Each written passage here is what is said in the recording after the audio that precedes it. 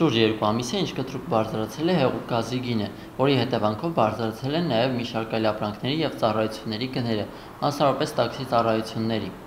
Գազալցականների ցանցերից մեկի ներկայացուցիչ Սարգիս Բոբոխյանի խոսքով գների բարձրացումը պայմանավորված է համաշխարհային շուկայում գազի գնի բարձրացման հետ։ Հայաստան գազ ներմուծվում է Ռուսաստանից, Իրաքից և Իրանից, բայց ներմուծման առյուծի բաժին է հասնում Իրանից և Իրաքից ներմուծվող գազին։ Շուրջ 2 ամիս է, ինչ ռուսական գազի ինքնարժեքը ըստ Բոբոխյանի բարձրացել է մինչև 270 դրամ 1 լիտրի դիմաց։ Այդ պատճառով այս պահին Հայաստան գազ ներմուծվում է միայն Իրանից և Իրաքից։ Իրաքից ներմուծումների դեպքում էլ առաջացել են լոգիստիկ խնդիրներ։ Բոբոխյանն ասաց, որ քանի որ Սաուդյան Արաբիան դադարեցրել է գազ մատակարարել Պակիստանին, Պակիստանը սկսել է գազ ներմուծել Իրաքից և Իրանից, որի հետևանքով առաջացել է իրաքյան և իրանական գազի պահանջարկի աճ։ Ըստ Բոբոխյանի, գազի շուկան մրցակցային է, առկա են բազմաթիվ ներմուծողներ, և գների բարձրացումը որևէ կապ չունի ներքին պայմանավորվածությունների հետ։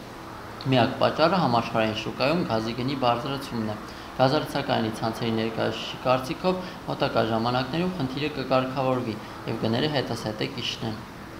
Տաքսի ծառայություններ մատուցողները ևս իրենց վրա զգում են թանկացումների հետևանքները։ Չնայած որ գազի շուկան մրցակցային է ցածր կենտրոնացվածությամբ, այնուամենայնիվ Մրցակցության պաշտպանության հանձնաժողովը հուլիս ամսին մի շարք ճշգրտումներ է իրականացրել հեղուկ գազի գների բարձրացման վերաբերյալ։ Գների աճը ըստ ՄՊՀ-ի պայմանավորված է հեղուկ գազի համաշխարհային շուկայում տեղի ունեցող գործընթացներով, մասնավորապես համավարակով պայմանավորված սահմանափակումների թուլացմամբ, ինչպես նաև սեզոնայնությամբ, որը նպաստել է պահանջարկի մեծացմանը։ Կիլոմետրաժը դե էդի ես չեմ որոշող, Yandex-ն է որոշում,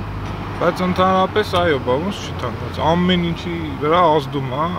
ամեն ինչի վրա։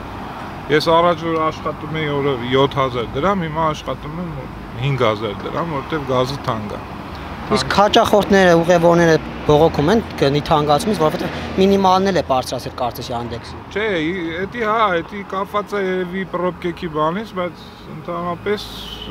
էդի մենք չենք որոշողը, բայց ընդհանրապես տաքսին թանկացել է, հաճախորդները շատ են բողոքում, այո։ Բարձր գնով ենք սպասարկում, բայց չէ որ այդ բարձրացումը կապված է պրոբկեքի հետ։ Մենք պրոբկով ենք գնում, ասենք A կետից B կետ գնում ենք 10 րոպեում, հիմա գնում ենք կես ժամում, վառելիքը շատ ենք վառում, էդի համերա փակում է մեկը։